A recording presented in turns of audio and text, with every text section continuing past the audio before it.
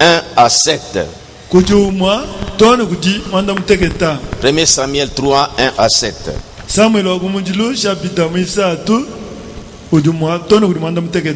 Les jeunes Samuel étaient au service de l'Éternel devant Élie.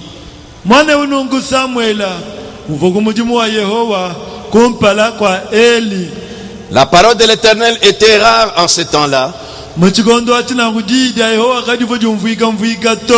Les visions n'étaient pas fréquentes. En ce même temps, Élie, qui commençait à avoir les yeux troubles,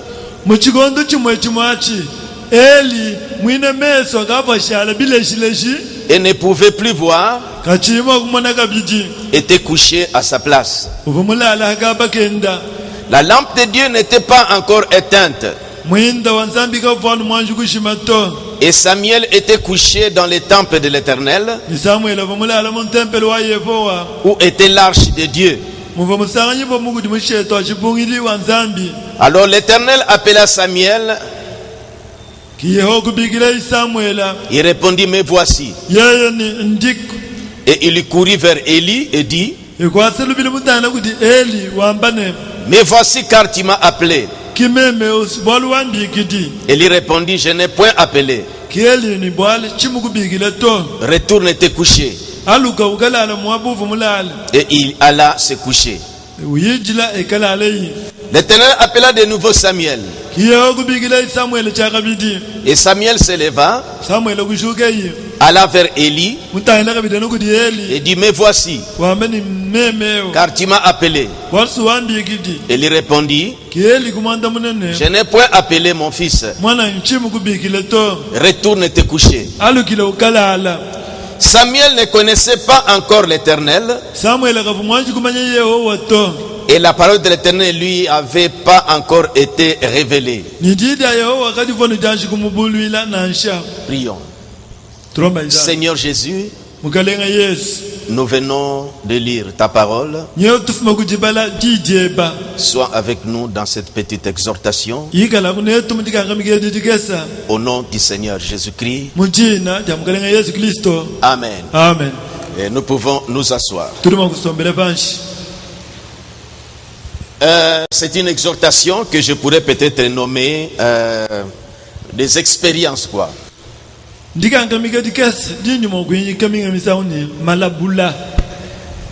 C'est une histoire réelle qui s'est passée et que nous lisons dans la Bible.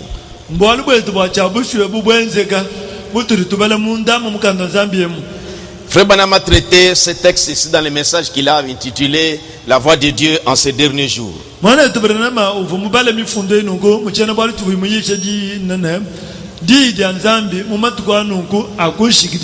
Je me suis inspiré de ça, mais je vais l'orienter dans quelque chose. Comme c'est moi ici, je voudrais vraiment que nous puissions nous approcher de Dieu. Au verset premier, on dit que les jeunes Samuel étaient au service de l'Éternel devant Élie. On dit la parole de Dieu était rare. Et les visions n'étaient pas fréquentes. Mais ils avaient quand même la loi de Moïse. Comment la parole de Dieu était rare?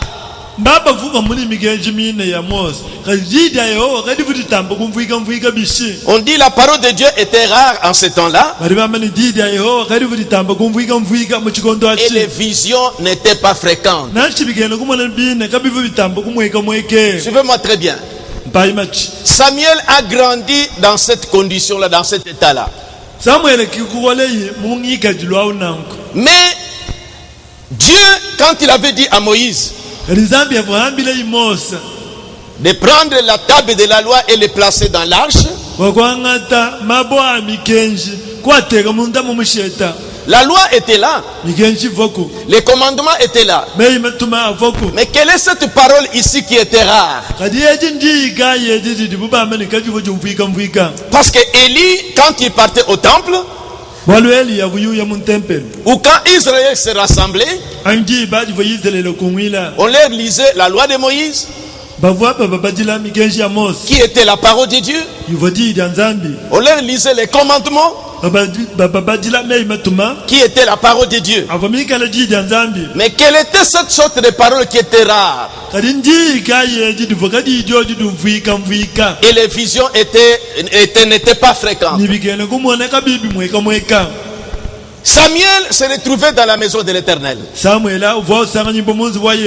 Il était avec Élie. Nous connaissons l'histoire de sa naissance. Suivez-moi bien. Peut-être je ne serai pas long. Alors, ils étaient avec Élie dans le temple. Comme la parole de Dieu était rare, c'est-à-dire que l'expression Dieu parlant, ça ne s'entendait plus. Dieu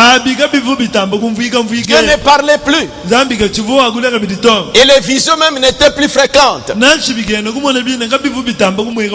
Voilà pourquoi Samuel, quand il est né, depuis qu'il fut né jusqu'à sa croissance, comme il n'avait pas de prophète, il ne savait pas qu'il existe des visions. Il ne savait pas qu'il y a des voix audibles. Donc, la parole de Dieu était rare. Et les visions même n'étaient pas fréquentes. En fait, Dieu ne parlait pas beaucoup. C'est comme ça que les gens étaient habitués en ce temps-là. Peut-être ils n'avaient que la parole écrite. C'est pourquoi pour la première fois dans sa vie, comme Samuel était avec Élie dans le temple, il savait qu'il n'était qu'à deux. Il n'avait jamais entendu une voix audible ou une vision, parce que ces deux choses étaient, l'une était rare et l'autre n'était pas fréquente.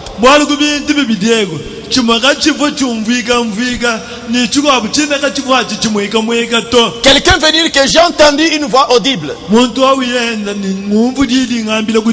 j'ai vu une vision. Ça n'existait pas. Il n'y avait que la parole écrite. Et c'est comme ça que Samuel grandissait. Or Dieu avait dit,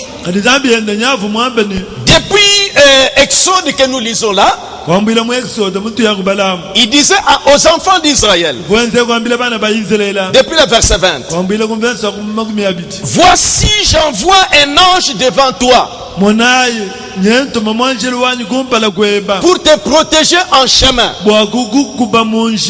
et pour te faire arriver au lieu que j'ai préparé.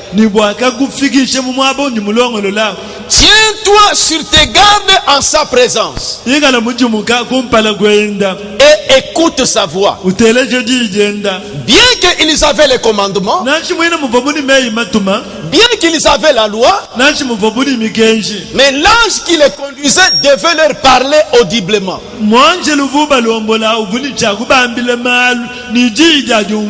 Les gens devaient vivre des expériences. Nous remarquons cela dans la Bible. Dieu parle. Mais pas seulement dans sa parole écrite, mais il parle aussi. Il montre des visions. Écoutez maintenant Samuel. Comme la parole de Dieu était rare, ça dit que la voix audible, ou quelqu'un vient lui dire que Dieu m'a dit ceci. C'est pourquoi, étant dans les temples, il a entendu audiblement une voix. Dieu parlant la parole de Dieu audiblement. Il appelait Samuel. Comme depuis sa naissance. Et dans leur période, dans leur époque, il n'y avait pas, on ne savait pas que Dieu pouvait parler. Il n'avait même pas de vision. Alors Samuel a pensé que comme dans la maison, il n'était que avec Élie, voilà, il est allé vers Élie. Il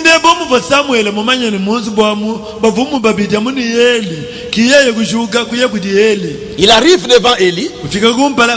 Il dit, me voici. Il dit quoi? Tu m'as appelé? Il dit que non, moi je ne t'ai pas appelé. Va te coucher.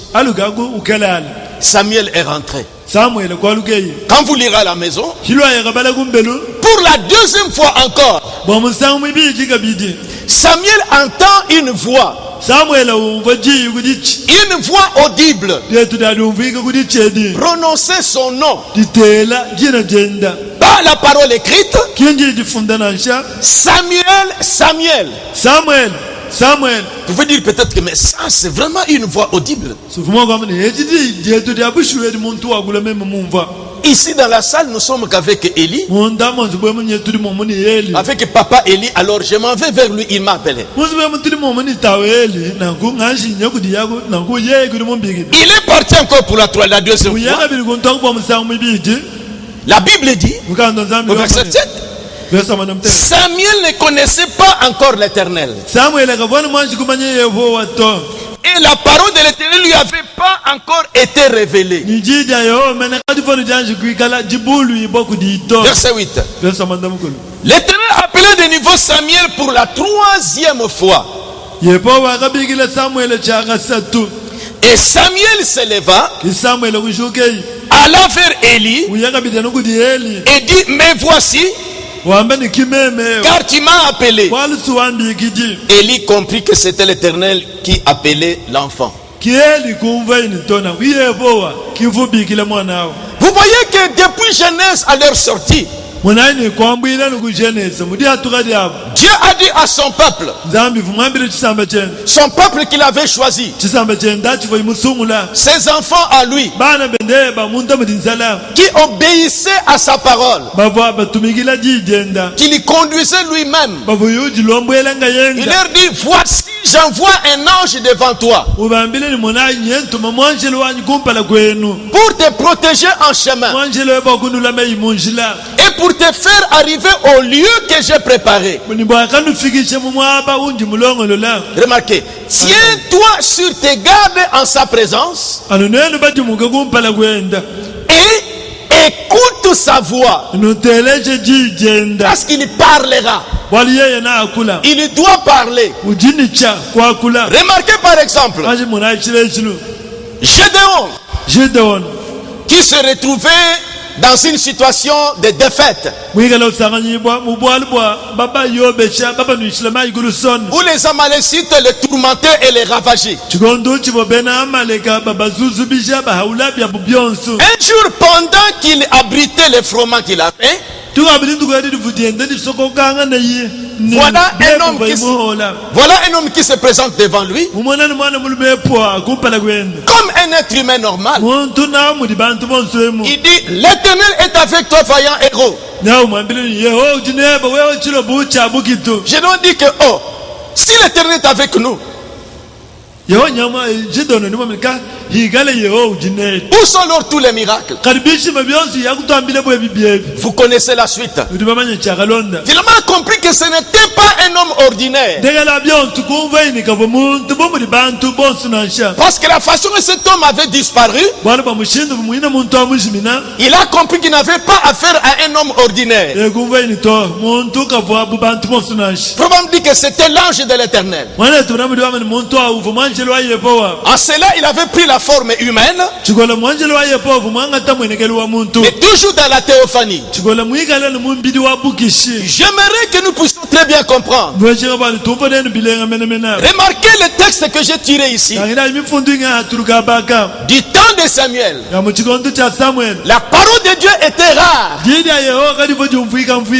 les visions n'étaient pas fréquentes. Samuel a grandi comme ça. C'est pourquoi quand il avait entendu la voix audible, ignorant qu'il était dans ces expériences-là, il a pensé que c'est Élie qui l'appelait. Cette parole-là n'était pas une parole écrite, mais c'était une voix audible. Du temps de Gédéon, la parole écrite était là. La loi était là. Les commandements étaient là. On le leur lisait au temple. Mais il a vu un homme venu lui parler, s'est adressé à lui. Il a entendu la voix. Et c'était l'ange de l'Éternel qui était Dieu lui-même. La même personne que Dieu avait dit, voici j'envoie un ange devant toi. Tiens-toi sur tes gardes en sa présence. Remarquez encore ici, dans Nombre chapitre 7, verset 89, écoutez ce que la Bible dit ici. Remarquez que dans l'arche, c'est là qu'on plaçait les commandements. Et tout autour de l'arche, il y avait des pochettes. C'est là qu'on plaçait la loi. Remarquons verset 49. Lorsque Moïse entrait dans la tente d'assignation pour parler avec l'Éternel, il entendait la voix qui lui parlait du haut du propitiatoire.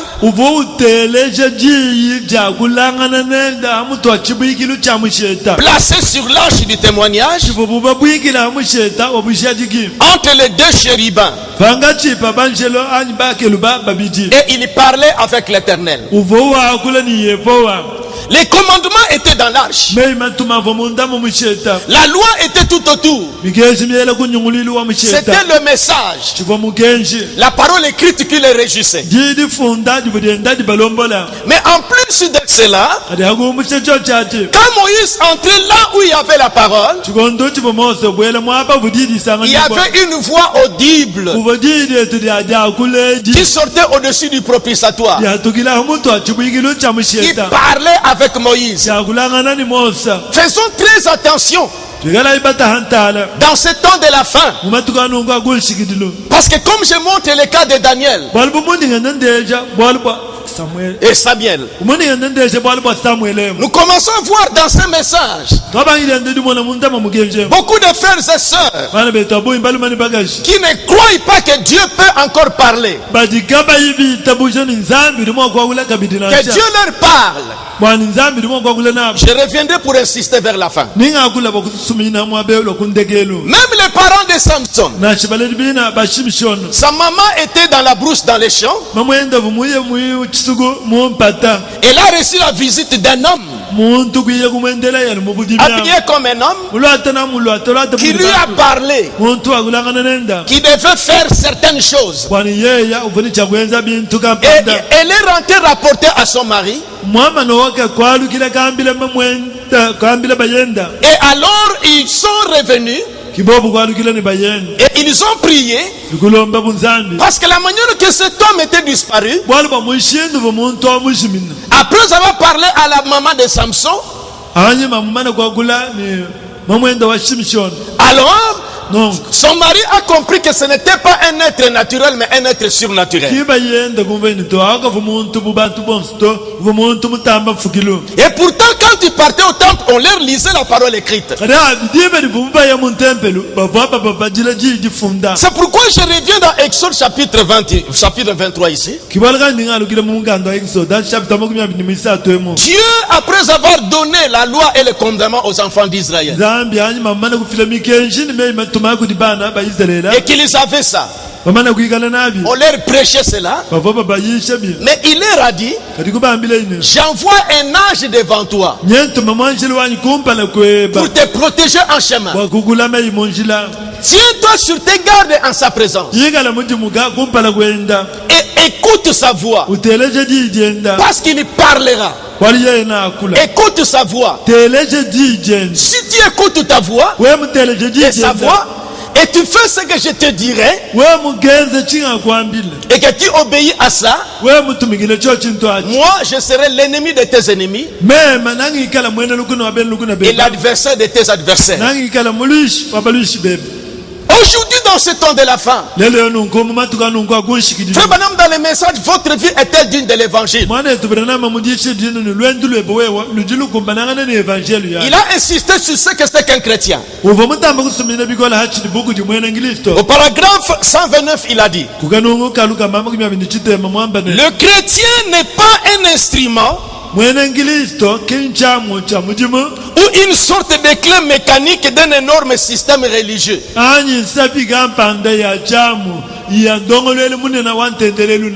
Le chrétien n'est pas une sorte d'instrument qui permet à une organisation religieuse de continuer à fonctionner.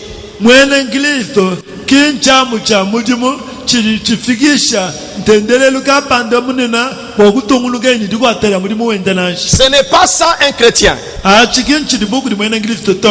Être chrétien, c'est être comme Christ. Un chrétien ne peut pas être chrétien avant que Christ n'entre en lui et que la vie de Christ ne soit entrée en lui. Cela produit alors la vie de Christ, que la vie que Christ a vécue.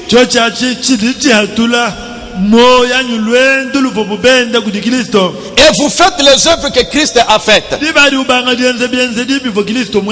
Il dit: de quoi est-ce que je parle? D'une relation personnelle avec Christ. Paragraphe 138. Chrétien, oh, vous devez avoir une relation personnelle avec Dieu.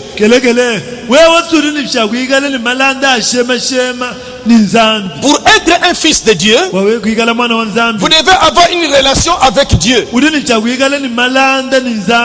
Il doit être votre Père pour que vous soyez un fils. Maintenant, suivez bien. Samuel, sa maman l'avait consacré au service divin. Mais ignorant qu'il était que Dieu parle aussi, en plus de la parole écrite qu'ils avaient, mais Dieu parle aussi avec une voix audible. Comme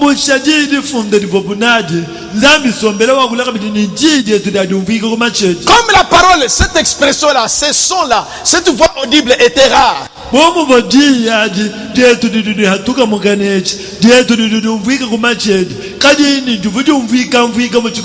les visions n'étaient pas fréquentes. Quelqu'un dire qu'il a eu une vision, ça n'existait pas, c'était rare.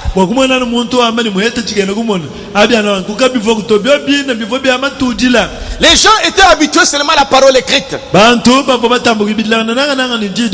Ils ne savent pas que Dieu parle. Comme aujourd'hui, nous devons faire très attention. Parce que c'est le même ange-là. Quand nous voyons dans le premier Exode, il apparaissait au ciel. Une fois Josué, ils étaient en plein préparatif de la guerre. Brusquement, il a vu un être surgir devant lui. Un être humain. Avec son épée.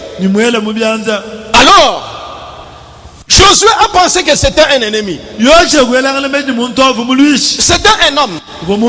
Il a dégaîné son épée. Il a posé la question à l'homme: es-tu de nôtres ou tu es de nos ennemis?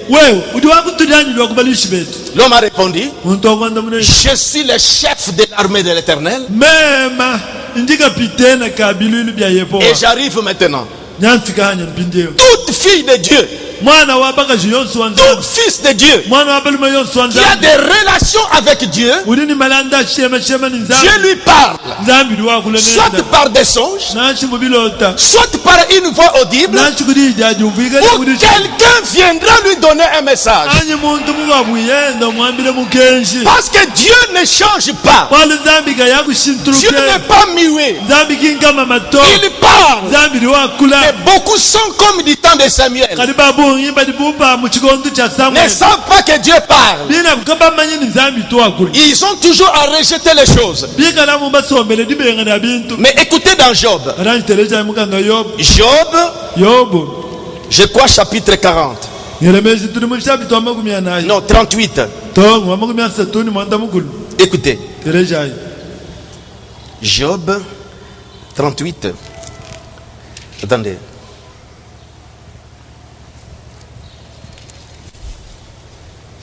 Comment? Vous voulez que Dieu parle tantôt d'une manière, tantôt d'une autre, il ne prend point garde. Ça doit être... c'est 38. Hein? Comment? 33, 14. 33. Ah oui, 14. Oui. Job 33, oui. Dieu parle cependant, tantôt d'une manière, tantôt d'une autre.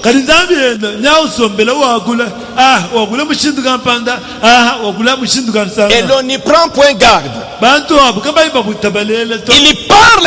Il parle par des songes, dans des visions nocturnes, quand les hommes sont livrés à un profond sommeil. Quand ils sont endormis sur leur couche, alors il leur donne des avertissements. De même, quand nous lisons dans le premier Exode, à part la parole écrite, Dieu souhaite se révéler aux siens. Remarquez quand nous revenons encore dans Samuel là. Remarquez au chapitre 2. Quand les enfants d'Élie se comportaient mal, avant que Samuel ne vive cette expérience-là, parce que la parole de Dieu était rare, pouvait quelqu'un venir vous parler, c'était rare. C'était dans les temps des juges. Verset 27. Un homme de 1 Samuel chapitre 2 verset 27. Un homme de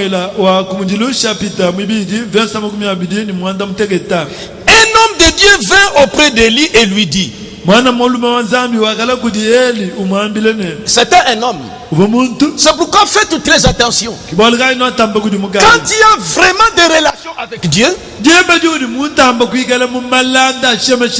que tu es fils et fille de Dieu, tu mènes une vie de consécration, Dieu te parlera d'une manière ou d'une autre. Dieu te répondra sur tes requêtes. Parce que tu es son fils. Tu es sa fille. Vous remarquez cela? Alors c'est pourquoi je vous en appelle, chers frères et sœurs. Faites attention, nous avons eu ce message. Mais Dieu parle encore jusqu'à aujourd'hui. Il peut utiliser un homme pour venir te parler. Tu ne dois pas seulement rejeter parce qu'il n'est pas de ton groupe. Mais il faut vérifier si cela est en accord avec la parole de Dieu.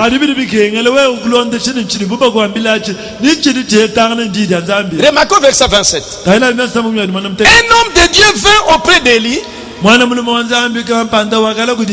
et lui dit, ainsi parle l'Éternel. Ne me suis-je pas révélé à la maison de ton père? Et si vous lisez, l'homme a continué à parler. Et lui était là. Un homme vient devant lui, lui apporte un message divin. voici j'envoie mon ange devant toi pour te protéger en chemin. Tiens-toi sur tes gardes en sa présence et écoute sa voix. Israël était dans la loi de Moïse, était dans les commandements, était dans la parole de l'un que Dieu avait envoyé à son prophète. Et si quand Dieu leur parlait, soit par des songes, soit par des visions, et que la chose venait vraiment de Dieu, désobéir à cela, on devait avoir des conséquences. Et c'est pourquoi je voudrais attirer votre attention. Faites attention, chers frères et sœurs. Quand nous sommes dans ce message, ne rejetez pas tout. Tu peux avoir un message parce que Dieu parle. Il peut t'envoyer un message. Voyez, il y a les messages. Je vous ai montré ici. Il y avait la loi et les commandements dans l'arche. Mais la voix sortait, Dieu parlait. Lisez l'histoire des enfants d'Israël. Vous trouvez un roi qui se conduit d'une certaine manière. Dieu lui envoie un prophète. Ou Dieu lui envoie quelqu'un qui doit lui parler. C'est pourquoi soyons attentifs. Il y a eu des rois. Quand le message venait, contrairement à ce que lui voulait, il rejetait cela. Mais il subissait des conséquences. Dieu parle. Dieu avertit. Dieu répond. Il est vivant. Il n'est pas mort. Il vit encore. Par des visions, Dieu parle. Par des voix audibles, Dieu parle. C'est le même ange-là. C'est le même ange-là que Frère Branham a dit, si je mourrais ce soir, il continuera dans l'église. Il n'est pas resté muet. Quand nous lisons dans le premier Exode, il apparaissait aux siens. Il leur parlait. Il recevait des visions. Mais Samuel, comme de son temps il ne savait pas ça, faut me dire que c'est la même chose aujourd'hui. La voix de Dieu est embrouillée, est étouffée par beaucoup de voix. Au point qu'on ne sait plus distinguer la voix de Dieu. Et les autres rejettent tout. Dieu ne peut pas parler. Une sœur vient, dit que j'ai prié ou j'ai eu un songe. On m'a dit de te dire ça. Mais quand c'est contraire à la manière que lui, elle se représentait,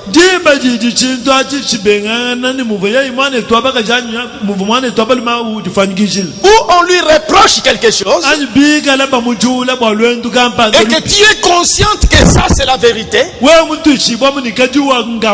tu commences à penser que quelqu'un lui a dit ça. Et tu te querelles même avec la personne. Voici j'envoie mon ange devant toi. Ce même ange-là du premier Exode qui est venu s'incarner Jésus dans le deuxième Exode, c'est le même qui est revenu dans ce temps de la fin.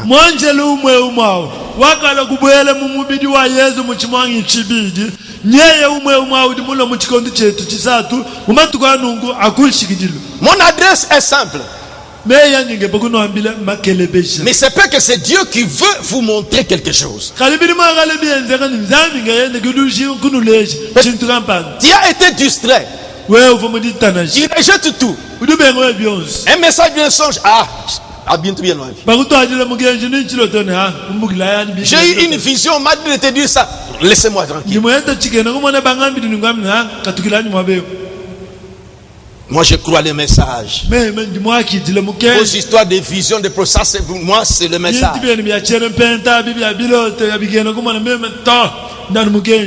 Dieu n'a pas changé. Du temps des enfants d'Israël, ils avaient la loi et les commandements. Mais l'ange parlait. Lisez leur histoire. Dieu apparaissait sous une forme humaine. On l'appelait ange de l'Éternel. Il parlait. Dieu doit envoyer des visions. Quelqu'un voit la vision, Dieu lui parle, va dire à mon fils tel. Et l'homme, c'est la première fois dans sa vie, il parle, il n'est pas prophète, mais on lui dit de dire, il dit et puis c'est fini.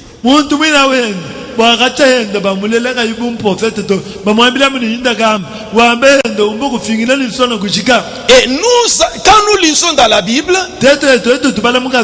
nous avons remarqué des conséquences que ceux qui ont résisté à des directives comme ça ont eu dans leur vie.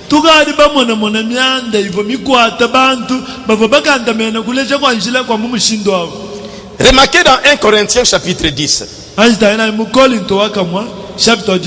Remarquez ce que la Bible nous donne comme avertissement. 1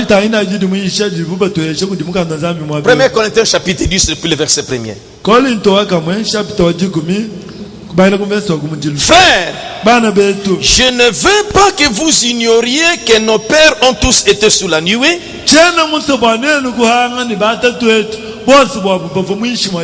Dont les enfants d'Israël en sortant, qu'ils ont tous passé à travers la mer Rouge, qu'ils ont tous été baptisés en Moïse, dans la nuée, la colonne de feu au-dessus dedans, et dans la mer quand ils ont traversé la mer Rouge, qu'ils ont tous mangé le même aliment spirituel, et qu'ils ont tous bu le même breuvage spirituel, car ils buvaient à un rocher spirituel qui les suivait. Et ce rocher était Christ. Mais la plupart d'entre eux ne furent point agréables à Dieu, puisqu'ils périrent dans les déserts. Or ces choses sont arrivées pour nous servir d'exemple, afin que nous n'ayons pas de mauvais désirs comme ils en ont eu. Ne devenez point idolâtres, comme quelques-uns d'entre eux, et ainsi de suite. Voyez, Paul dit que toutes ces choses qui leur sont arrivées nous servent d'exemple.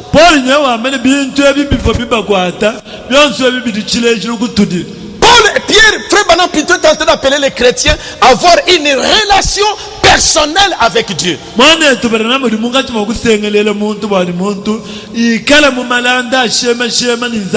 Si vous n'êtes pas un homme de prière, vous ne savez pas que dans l'expérience chrétienne on jeûne. L'expérience chrétienne on se consacre.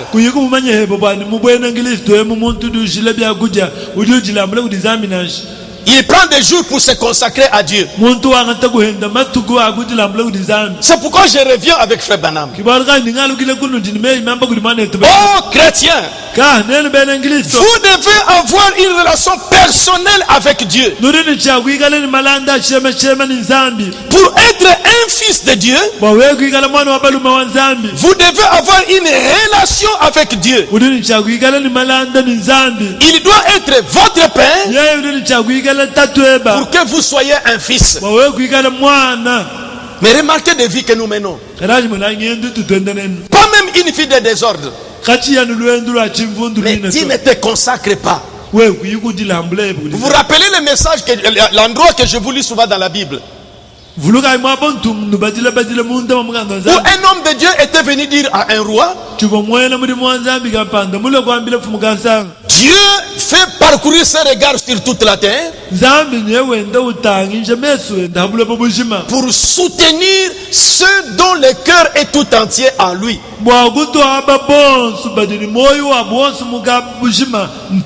Si vous remarquez bien, vous avez régressé dans vos vies de consécration. L'intimité avec Dieu, c'est quand vous l'approchez souvent. Il veillera sur toi. Il te donnera des avertissements. Vous recevrez des messages, soit par la voix audible, soit par la vision, soit dans votre songe, soit une soeur venant te parler, soit un frère venant te parler. C'est une réponse que tu demandais à Dieu. Qui ont déjà vécu des choses comme ça. Dieu est vivant. Il parle. Mais remarquez, depuis que vous avez régressé dans votre vie de consécration, vous n'avez plus d'expérience. Tu parles dans la maison des dons. Il n'a pas de suite. Mais tu sais que dans le passé, quand tu aimais t'approcher de Dieu, tu voyais des gens qui t'apportaient des messages. Ou soit un songe te concernant. Tu parlais à Dieu, tu t'attendais à Dieu, mais tu vois une soeur venir te dire: moi j'ai prié, je vous ai vu dans les songes que vous étiez devant une situation, et une fois m'a dit: allez lui dire ça. Moi je vois beaucoup de gens qui viennent dans mon bureau ici. Il dit que j'étais vu quand j'ai prié pour un cas. Je t'ai vu venir. Une fois m'a dit que voilà, c'est lui qui va prier pour toi. Et quand nous nous consacrons à Dieu, nous pouvons être des instruments pour la bénédiction des autres. Tu peux être un instrument pour la bénédiction des autres. Dieu peut se servir de toi. Tu pries pour ton problème, mais Dieu te donne un message pour une autre personne. C'est comme ça que mes frères Branham disaient. Il part consulter Dieu, il lui présente ses besoins, mais Dieu lui dit: va prier pour tel qui est malade là-bas. Frère Branham avait ce message, mais Dieu lui parlait. C'est ce que je voulais que nous comprenions. S'il a mis cette exhortation à moi, peut-être c'est pour te rappeler qu'il est prêt à parler. Peut-être il y a ceux qui rejettent des choses comme ça, et que Dieu connaît sa fille ici, connaît son fils ici, qui ne prête pas attention à des voix audibles, qui ne croit pas que Dieu peut lui parler à travers de sa soeur, au travers de son frère. Ce sont des Samuel aujourd'hui. La voix a parlé, il était ignorant. Dans cette maison, nous sommes avec Élie. Ça doit être Élie. Il part voir Élie. Papa, il dit: tu m'as appelé? Non, je ne t'ai pas appelé. Mais j'ai entendu la voix. C'est la troisième fois que Élie a trouvé qu'ils sont ça. Où est-ce que je suis? Verset 8. L'Éternel appelait de nouveau Samuel pour la troisième fois. Et Samuel se leva, alla vers Élie et dit: me voici, car tu m'as appelé. Élie comprit que c'était l'Éternel qui appelait l'enfant. Notre Dieu n'est pas muet. Il parle. Bien qu'il y a les messages, mais son ange parle. Parce qu'il a dit: écoute sa voix. Quand il disait: je place mon ange devant toi, la loi était là, les commandements étaient là, les messages de l'heure étaient là. C'est pourquoi toi, fils ou fille de Dieu, croyez d'abord que Dieu parle. C'est pourquoi quand tu lui poses des questions, attends-toi qu'il va te répondre. Tu dois avoir la confiance qu'il va utiliser un moyen. Parce que voyez dans Ésaïe 55, depuis le verset 8, Car mes pensées ne sont pas vos pensées. Et vos voix ne sont pas mes voix. Dit l'Éternel. Autant les cieux sont élevés au-dessus de la terre, autant mes voix sont élevées au-dessus de vos voix. Et mes pensées au-dessus de vos pensées. Frère Branham m'a dit, le message, il est Dieu immuable. Il dit la seule façon que moi je reçois quelque chose de Dieu, ou quand je lui demande, je ne me détermine pas la façon qu'il va me répondre, mais je m'attends à la manière que lui va me la donner. Quand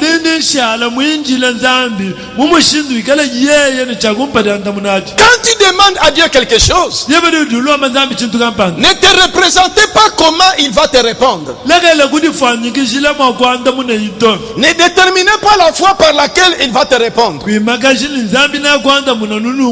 parce qu'il a déjà dit, vos voix ne sont pas mes voix, et vos pensées ne sont pas vos pensées. Moi je peux me représenter parce que j'ai fait ceci pour Dieu. En tout cas, il doit me répondre, il doit ça dit qu'il doit me répondre, il doit faire ceci pour moi. Comme j'ai fait ce sacrifice ici. Et quand je vois le contraire, mon épouse même est morte, mon enfant même est mort. Ah, Seigneur, c'est comme ça que tu m'as donné comme salaire. Il dit, mes pensées ne sont pas vos pensées. Vous, c'est vous les hommes. Comme j'ai toujours donné cet exemple. Voyez une surface ici. Ou disons une surface ici. La fourmi voit au niveau de sa taille. Voyez, quand la fourmi avance ici, il ne voit pas là-bas. Mais moi qui suis plus jeune que lui, je vois que là-bas, il y a une poule. Ou soit le cancre qui est en train de partir. Là-bas, il y a une poule. Le cancre là, avec sa taille, ne voit pas là-bas. Il avance. Je mets l'obstacle ici. Il dévie. Passez toujours là-bas. Je veux le protéger. Mais lui voit comme je l'embête. Il dévie comme ça. Moi je le protège pour qu'il ne puisse pas le manger là-bas. Mais il fait tout. Il arrive là-bas et on les mange. Mes pensées, c'est différent de cet animal. Dieu est au-dessus de nous. Nous sommes.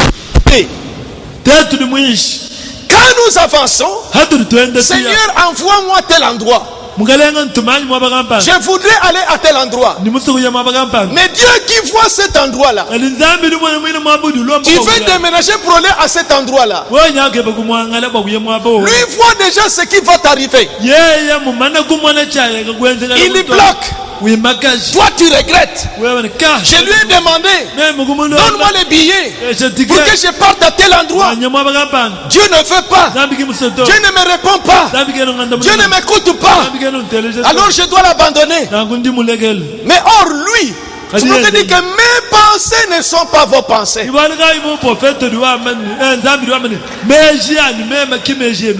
voix ne sont pas mes voix. Cet endroit-là m'a beaucoup marqué. Quand je demande quelque chose à Dieu, Je ne me détermine pas la manière qu'il doit me le répondre. La voix qu'il va utiliser. Il dit cette parole que Jésus a dite. Demandez et vous recevrez. Il dit cette parole-là est vraie. Dieu répondra. Mais il peut utiliser une voix que toi, par laquelle toi tu ne t'attends pas. Il dit, et souvent il répond d'une manière que les gens trouvent drôle. Il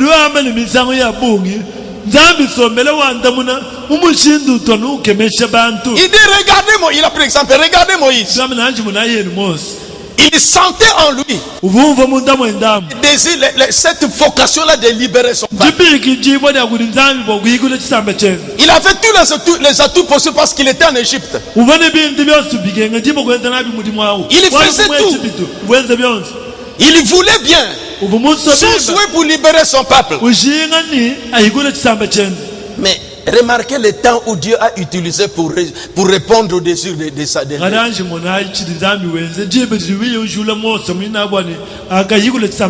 Amorti par l'âge.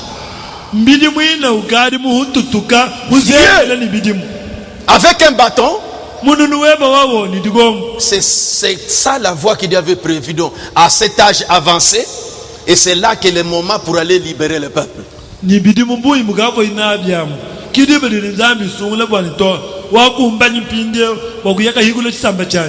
Goûtez cette expérience-là d'une vie d'intimité avec Dieu. Dieu prendra soin de toi. Dieu veillera sur toi. Tu poseras des questions. Tu auras des réponses. Parce qu'il parle. Il n'a pas changé. Mais c'est nous qui le limitons. C'est nous qui le limitons. Dieu parle de plusieurs manières. Notez que du temps de Samuel, la parole de Dieu était rare. Et des visions n'étaient pas fréquentes. Donc, il n'avait que la parole écrite. C'est pourquoi, en entendant cette voix, il est allé ailleurs. Il est allé toquer à une autre porte.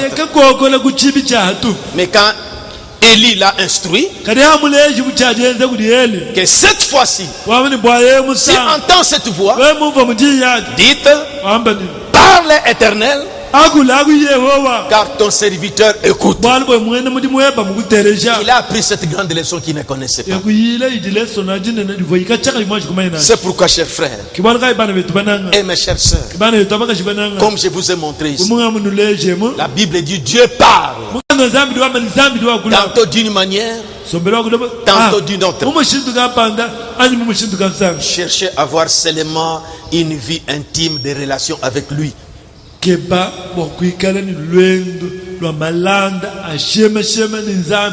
Aimer la vie de consécration. C'est ce qui t'approchera plus de Dieu. Vous n'aurez plus ce jeu-là.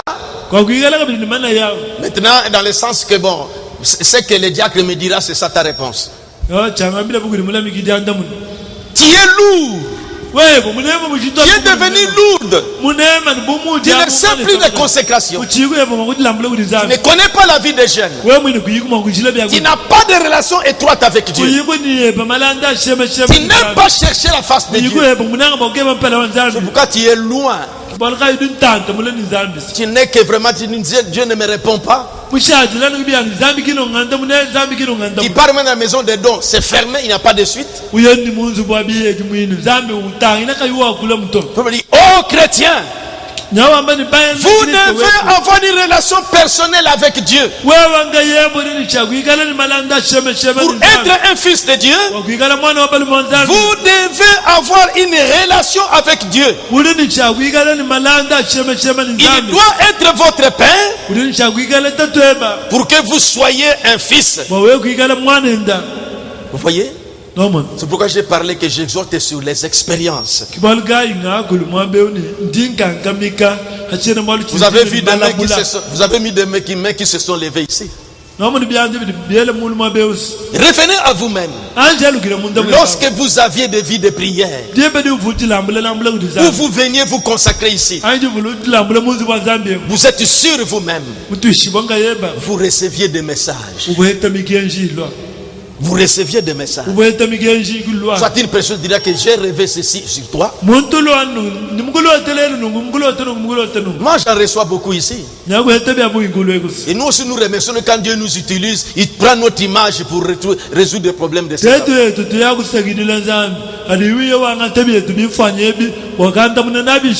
Quand tu te consacres à Dieu, soit tu seras un instrument.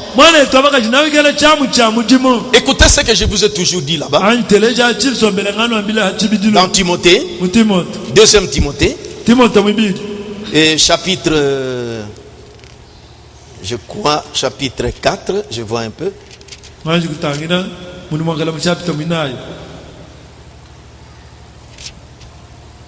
2 Timothée. Non, chapitre 2. Verset 20.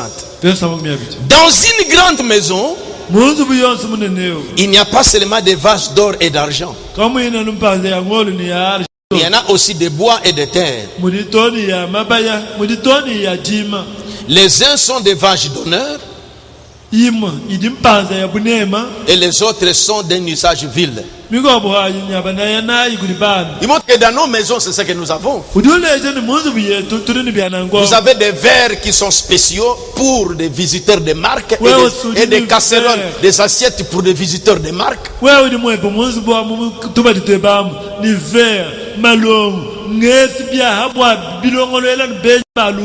Et d'autres gobelets là qui sont en plastique pour l'usage vil.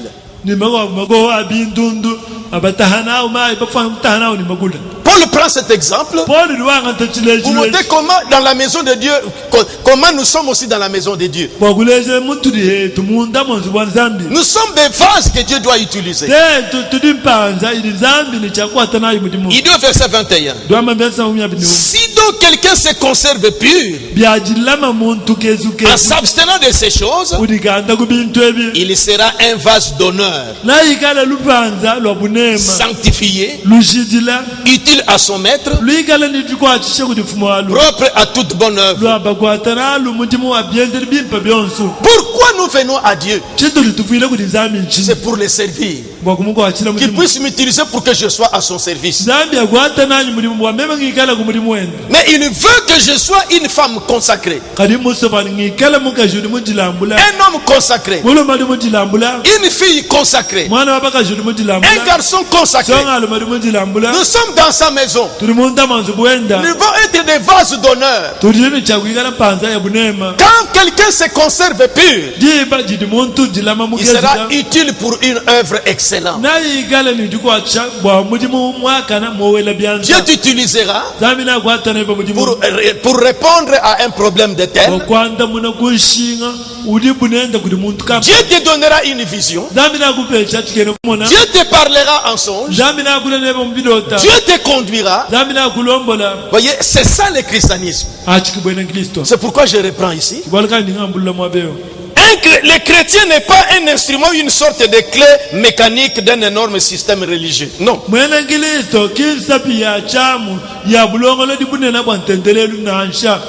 Être chrétien, c'est être comme Christ. Et un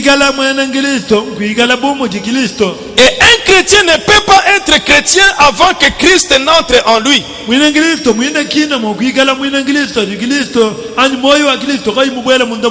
que la vie de Christ ne soit entrée en lui. Il dit, de quoi est-ce que je parle? D'une relation personnelle avec Christ.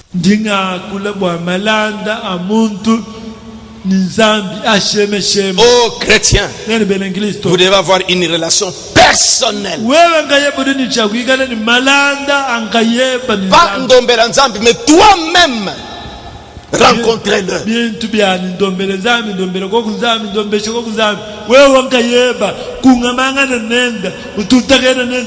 Il y en a beaucoup dans ce temple ici.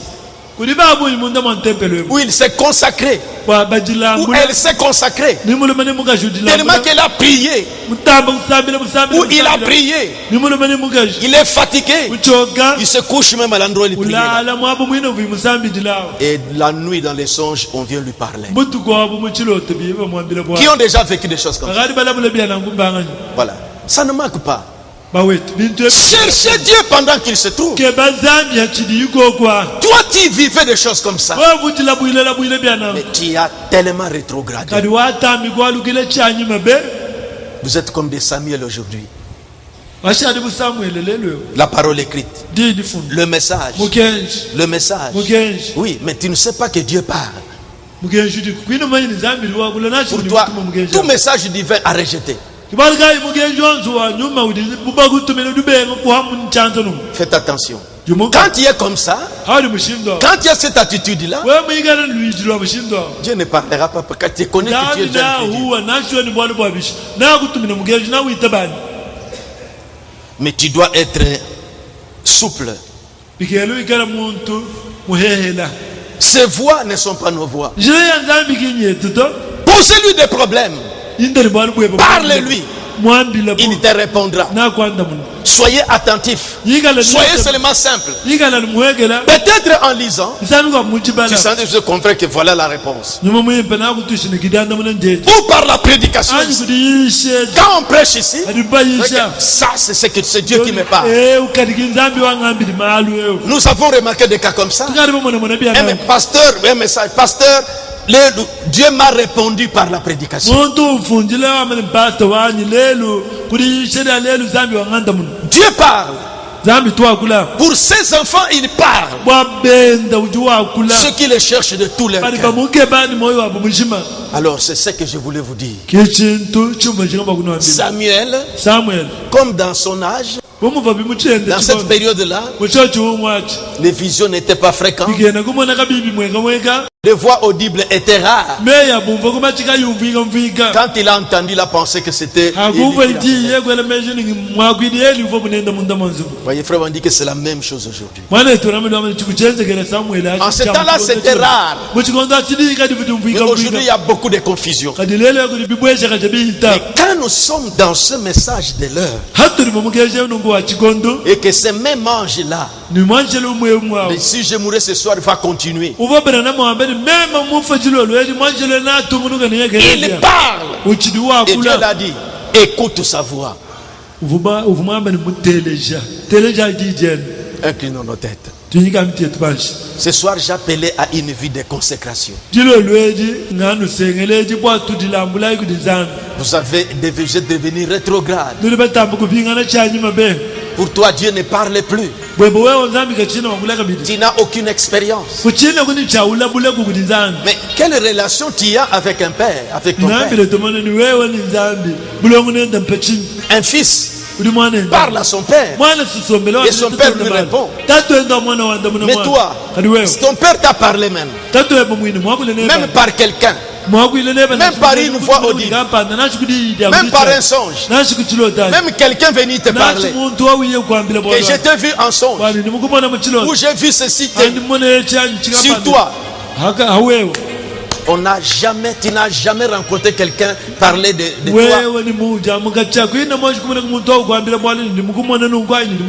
Ou j'ai vu une histoire comme ça. On m'a dit de te dire ceci. Pour toi, quand ça ne concorde pas à ta façon de voir, tu rejettes.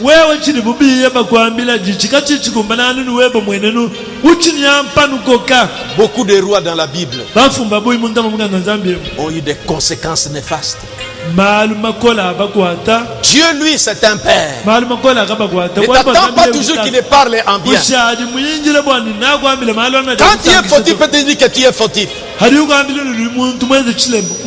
Toi, incline-toi. Seigneur, je m'abaisse devant toi. Aujourd'hui, Seigneur, je comprends que tu parles. Tu n'es pas limité seulement à ces écrits de brochures. Tu n'es pas seulement limité à ça. Mais tu parles aussi. Parce que l'ange là, qui parle aux enfants d'Israël, que tu as recommandé d'être attentif, cet ange là parlait, bien qu'ils avaient le message. Aujourd'hui aussi, bien que nous avons le message, ce même ange là parle par des visions, par des songes et de tout le temps. Dieu utilise plusieurs voix. Ne les limitez pas. Posez-lui des questions. Il te répondra.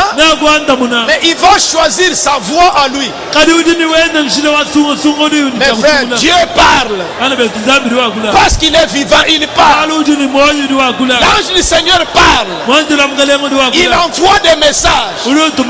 Il parle par des songes. Il parle par des visions.